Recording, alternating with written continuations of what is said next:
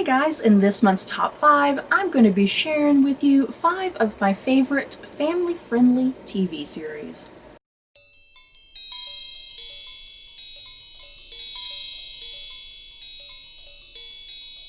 So I wanted to do a little something different for this month's top 5.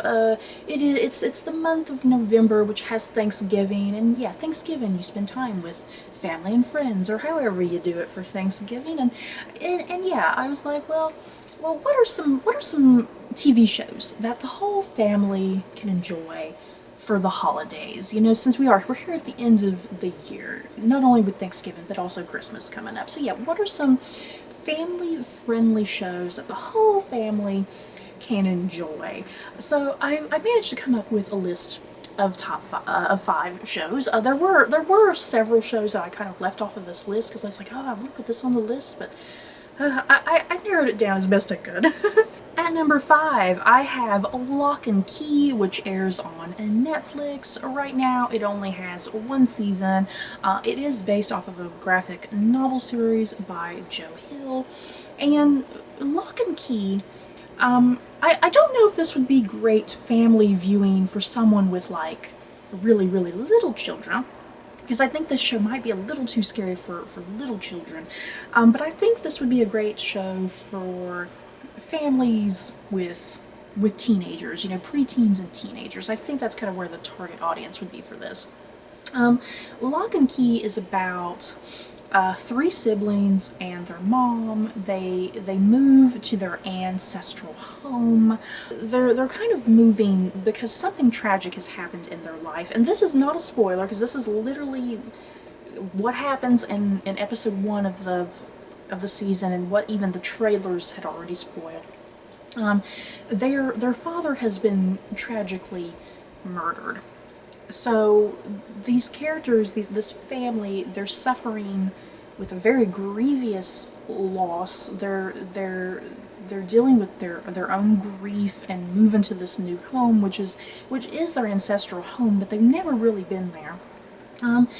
So when they do get to their ancestral home, they discover just random keys kind of lying around. And the thing is, these keys, you can kind of stick them in various different keyholes. They don't really have to go in any specific location. They just need a keyhole to work. These keys do strange and weird things. And what do I mean by that? You can put a key in a keyhole, and you open the door, and it will maybe take you to some alternate plane, whatever. Or you can put a key in a hole, and you can kind of dig deep into your own brain, you know, dig deep into your memories that have perhaps been hidden. You can... It's like that. It's like that type of thing. It's definitely a work of fantasy. The keys are very magical. The keys can all do very different things. Oh yeah, I just remembered what another key can do. Like, you can put a key in a keyhole, and if something's broken, like there's a character, he breaks something, and he puts this broken object in a cupboard, closes the cupboard, and then reopens it with the key, the magical key, and the broken object is magically whole again. So yeah, it's that type of thing. Magical keys. Of course, there's a villain, there's a big bad villain out there who specifically wants these keys for some nefarious reason. So I think Lock and Key is a really great family-friendly show. Even though it does deal with a very tragic death of a parent, it still deals with life and death and loss, and how to deal and cope with grief, I think. It's just a really fun show, despite kind of the more dramatic, serious background with the death of their dad. But yeah, just very fun and magical. I love the idea of these keys. So yeah, if you like a bit of, you know, kind of fantasy, I think this show might definitely be for you. At number 4, The Mandalorian. I definitely think The Mandalorian is a family-friendly show, you guys. Especially if you're the type of family, you're all big Star Wars fans. This is definitely a show for a family full of nerdy Star Wars people. The Mandalorian airs on Disney Plus right now, but yeah, The Mandalorian takes place in the universe of Star Wars. We follow a Mandalorian who is kind of nameless. You don't really get his name initially, played by Pedro Pascal. And, I mean, I guess, is this a spoiler? I mean, a lot of people, even if you haven't seen The Mandalorian, a lot of people are very familiar with this. The big thing of the show is, Baby Yoda. There's this cute little creature that looks like Yoda, but it's like a baby version of Yoda. We don't have a name for this child. It kind of just goes by the child, but he's actually like 50 years old, but he still looks like a baby. And the Mandalorian, it's kind of his mission and his job to protect this child at all costs, because there's some people after the child for some unknown reason. And it's just a really cute and fun show, you guys. If you love, like I said, if you're a family who loves all things Star Wars, this is definitely a must. I think it has a little of something for everybody, you know, everybody's tastes in the family, whether that be if you're there more for the action, if you're there more for the comedy, if you're more there for the drama, if you're just there for freaking Baby Yoda, if you're there because you're like, damn, I love Pedro Pascal, he's hot, he's there for you, you know, you never really get to see his face. So, I mean, there's a little something there for everybody in the family. So I definitely recommend that. At number 3, a series of unfortunate events. And this series was a long time coming, you guys. If you were me back whenever that was, and we got that adaptation of Jim Carrey's A Series of Unfortunate Events. I personally loved Jim Carrey's version. I just wish it had gone on. You know, I think there was a lot of potential there. So either way, I have been, you know, after that movie, I had been waiting anxiously for some sort of TV adaptation, because I kept thinking to myself, this would be perfect as a series rather than a movie, you know. So yeah, sure enough, here comes Netflix, and Netflix eventually gets the rights to A Series of Unfortunate Events, and they did produce 3 really terrific seasons, and they stuck incredibly closely to the books, you guys, which is what I appreciated. If you're someone who loves the books by Lemony Snicket, if you love those books, this is a very, I think, near perfect adaptation, but it also just expands in really interesting ways as well, because it is a TV series that does give them more liberty and license to kind of flesh things out a little bit more that the books didn't get to explore, which I liked. And so, yeah, what you need to know about A Series of Unfortunate Events, it follows the 3 Baudelaire siblings. Their mother and father have just tragically died in a fire. So the whole series, it's just them being dropped off at various different guardians. And every time they get a new guardian, something tragic happens. So it's a very silly, absurd, whimsical TV series, which definitely matches in line with the books for sure.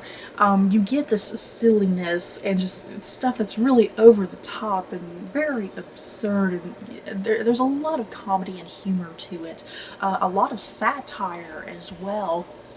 But yeah, at the core, once again, it's these kids who've just lost their parents. They're struggling with their grief, but the thing that holds them together is the fact that the 3 of them are still together, and that's what matters. As long as they're together, they can do anything. And yeah, the Baudelaire siblings are just the best, you guys. I love them. They work best together against all the various different obstacles that happen. And yeah, the evil Count Olaf, who is just simply after their fortune, money, and whatnot. Count Olaf is one of the best literary villains, and I think Neil Patrick Harris pulled that character off fantastically. So yeah, Series of Unfortunate Events, definitely very family friendly, I think. Once again, I don't know if this is great for like really wee little ones, but yeah, definitely, you know, definitely like like 8 and up. You know, definitely 8 and up is perfect. It doesn't get too terribly dark. It's the type of thing that's very intelligent, and I think adults are going to pick up more on the humor more than children, I think, but still, it's really enjoyable for the whole family. I think the violence is very tame and controlled. The peril, you know, even though the kids do get in a lot of peril, dangerous peril, it's like you kind of know in the back of your head, okay, they're children, nothing too bad can happen. So yeah, I definitely recommend this for family viewing. At number two, I have a cartoon series. I could not do this list without incorporating Avatar: The Last Airbender. Yeah, guys. I had to put Avatar: The Last Airbender in here somewhere. Avatar: The Last Airbender was a cartoon series that aired originally on the Nickelodeon channel, but you can currently find it on Netflix, because I think a lot of people are rediscovering this show thanks to Netflix, thank goodness. Avatar, like I said, was a cartoon series. It took place in like this fictional fantasy world where people can bend air, they can bend water, they can bend fire, they can bend earth, they can manipulate the elements, essentially. And at the core of this is a character who is an avatar. The avatar is someone who can control all of the elements. So our main character, Aang, you find out that he has been like in this iceberg. He's been enclosed in this iceberg for quite a number of years. And he comes out of it at some point, years and years later. He meets with some kids named Sokka and Katara, and they travel around this fictional land, you know, helping people, and also kind of the thing of, you know, reclaiming this world from the villainy of the Fire Nation. The Fire Nation are kind of the big villains. They've taken over things, they control everything. And yeah, am I explaining the Avatar: The Last Airbender correctly, you guys? There's a lot that happens in this show. It's actually very, very complex. But yeah, Avatar: The Last Airbender is superb television watching, you guys, especially for a cartoon series. There's just something about this series that really tugs at you. It's emotional where it needs to be, it's dramatic where it needs to be, it's comedic where it needs to be, and yeah, at the core is this relationship between all these group of friends. You know, that dynamic is the core of the show. And it's about friendship and love and family and all of that stuff. And it's definitely perfect for family viewing. Like a lot of stuff on this list, it kind of just has a little of something for everybody, whether that's, you know, romance or action or drama or comedy, whatever. It's all there. Just one of the best animated cartoon series ever, I think. And at number one, Once Upon a Time. Once Upon a Time ran for, was it 7 seasons, you guys? I can't remember if it's 7 or 8 seasons. It ran for a very long time. Originally aired on the ABC network, but Disney Plus has recently acquired the rights, thank God, because I plan on definitely binging my way back through Once Upon a Time. This is what you gotta know about Once Upon a Time. It's pretty much a collision of all things Disney. If you are a fan of all things Disney, this is going to be the show for you, and you're probably going to die out of excitement. Episode 1, we meet a young woman named Emma Swan. She's like a bounty hunter. She's living on her own. She has no family or anything. And then one day at her door, a little boy pops up saying, "Hey, I'm your son. I need help at my town of Storybrooke, or Storybrooke. I need your help. You're the only one who can save us." And he's like, "Hey, everybody here are fictional fairy tale people. We got the Evil Queen, we got Snow White, we got Prince Charming, we got Rumpelstiltskin, we got Red Riding Hood. We got all these people. Yeah, Jiminy Cricket, you guys. If you can think it, they pop up at some point over the course of the show." So that's the big thing of this show, is this collision of all these various different Disney or fairy tale or, you know, just literature in general. collision of all these characters in this world in a very unique, compelling way. Um, and and yeah, it's up to Emma Swan essentially to save this town. And the thing is, none of these people know they're fairy tale people. Okay, none of these people know that they're fairy tale people. Even Emma doesn't believe it, so it's still kind of her job to unravel. Okay, what is truth? What is fact and fiction here? Once Upon a Time is seriously just very enjoyable, you guys. It has its moments that it can be a little cheesy and silly, and sometimes things don't entirely make sense half the time. But what I love about this show, it's the whole aspect of family and whatnot. It's all about family and friends and true love, and not just true love between, like people who love each other, whether that be man and woman or woman woman or man man, whatever, however you want to think of it. Not just that type of love, but it's also very heavily focused on the love between parents and their children, love between friends. It also very heavily plays on this whole notion of what is a true hero, what is a villain, is there really any such thing as a true villain and whatnot, or even a true hero.